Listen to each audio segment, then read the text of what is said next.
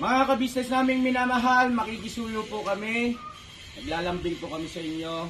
Kung maaari po sana ay pakisuportahan natin Analisa Reality Vlog. Analisa Reality Vlog. Hello mga babayan, kumusta po kayo? Magandang buhay. Welcome po muli sa aking YouTube channel, Analisa Reality Vlog. Saglit lang po itong aking reaction ngayon patungkol po dito sa pagdala nila Pinuno Ka Business kay Intoy doon sa clinic na pina-check up po ito kasi nagkaroon na ng problema sa kanyang kalusugan na ayaw niya naduduwal, masakit yung mata, yung ulo niya. So pero bago ko ituloy, maraming salamat po sa patuloy na suporta ninyo sa aking mga bagong subscribers. Thank you po. Mga nagla-like, nagko-comment and share, salamat po sa inyo. At support po natin ang Ka-Business Official, Ka-Business Family, Papa Dins TV. At yung mga kasamahan ko din po mga reactors dito. Sila Anime Reactors TV, Taong Gala, Kalingap Tura, Ma'am Flir's Channel, Alminda Mix Vlog, Katangay PLC, and si Kamix Vlog. So ito po, go na tayo sa aking reaction, sariling opinion, at magsishare na rin po ako ng personal experience sa family regarding dito sa nangyari kay Intoy. Ayun nga sa initial finding ng doktora doon sa pinunta nila na clinic. Wala naman laboratory test na ginawa. So, in-interview si Intoy, tinignan yung binipi siya, tapos diniinan niya yung sikmura. Ayun nga, sabi nga ni Intoy na nangangasim, nasusuka siya na parang maasim, tapos mapait yung parang mga ganun. So, alam na ni Doc na mayroon siyang yung gastroesophageal, yung GERD, acid reflux. Ano yung dahil sa mga kinain. So, para sa iyo, Intoy, mag-research ka patungkol dyan sa acid reflux na yung GERD, G-E-R-D. Research mo yan para maiwasan mo yung mga pagkain na bawal sa'yo para hindi na babalik-balik yung pangangasim ng sikmura mo. At ang malinaw lang sa akin dito kasi yung sa anak ko, bawal ang tomato sauce, ketchup, kasi masyadong maasim daw yun, acidic daw. Yung acid yan, marami daw yung tomato sauce. Then kung naninigarilyo, dapat itigil na din, isa yan. Yung anak ko, hindi naman naninigarilyo, sa pagkain lang talaga. Tapos, iwas sa mga, nakaka-irritate sa sikmura. Mga maasim, mga sausawan, kung anong mga maaanghang. Ayan, isa yan, bawal din po yan. Hindi ako doktora, hindi ako nurse, o ano man, wala akong sa medical, pero base po ito sa mga naging advice ng mga doktor na pinupuntahan namin para magpa-check up sa mga anak ko. Kasi nga, isa sa anak ko yun ang karoon na rin ng ganyang klaseng karamdaman, yung nangangasim ang sikmura. Kaya naiwasan namin. And patungkol naman doon sa sinusitis ni Intoy sa ilong, experience ko rin po ang yung aking asawa kasi yung meron siyang sinus, pero na-irritate lang siya. So serious po kami nagpa-check up.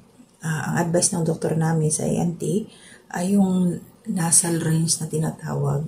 Itinuro niya sa amin na mag-mix lang kami ng tubig at pag distilled water, diretso na yun, haluan mo lang ng isang maliit na kutsara, 1 teaspoon ng asin, 1 teaspoon ng baking soda, tunawin mo yun doon sa 500 ml ng tubig.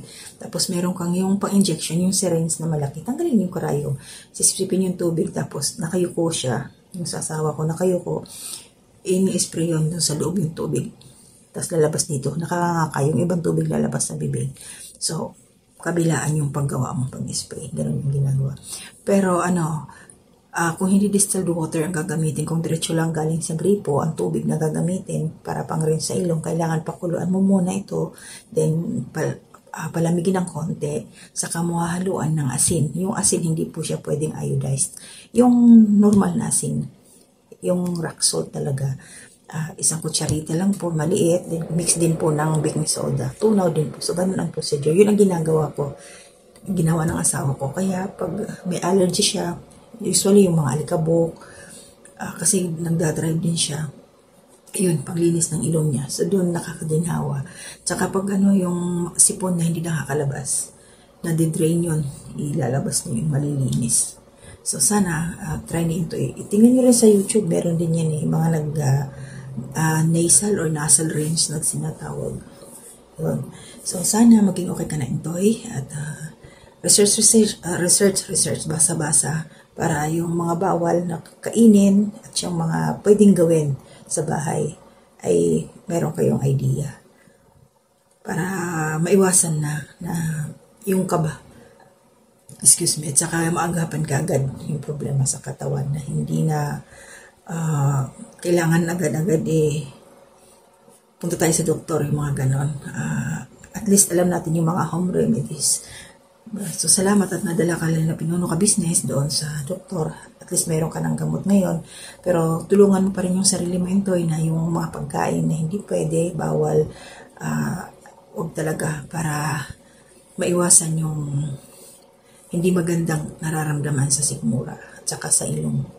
So, pag malikabok, mag-mask, lalo pangit nag-drive ka. Lalo na't mainit. Yun, ang hirap ng buhay dyan sa Pilipinas. Kaya dito mainit din. So, yun lang yung reaction ko ngayon. Patungkol dun sa ni Intoy. Pangangasim ng sikmura, yung sa ilong niya. At saka isa pa pala, possible yung mata. Maganda rin yung kung matingnan talaga sa opta.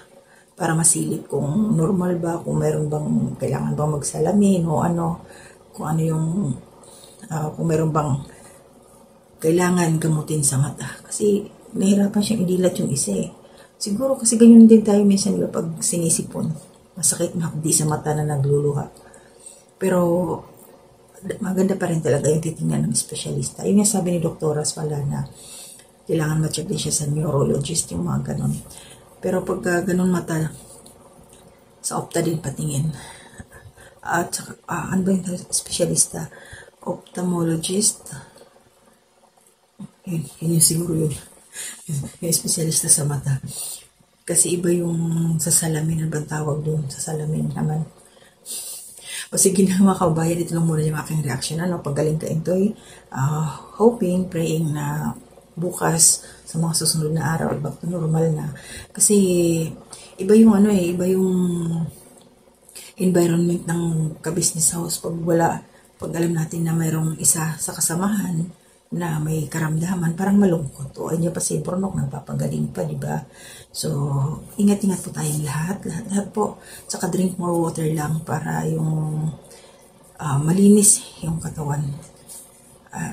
Narinig ko, nagkukubra din pala ito sa Intoy. Yun. So, talaga yung mga pagkain, kung ano yung masarap yung bawal. Tapos yung iba, kung ano yung masarap, sige nang sige, kaya nga masarap Tapos yung mga gamot, kasi hindi masarap, iniiwasan. Ay nako. So, ingat-ingat po tayong lahat. Hindi po muna ako magbibigay ng shoutout. Saka na lang po. Late na po dito ngayon. Ginawa ko lang ng paraan na makagawa ko ng aking reaction bago mag-sleep. Mag-e-edit pa ako. Mga launa na siguro dito. Sa amin, pasado launa na madaling araw po. Tapos lang ng aking gawain.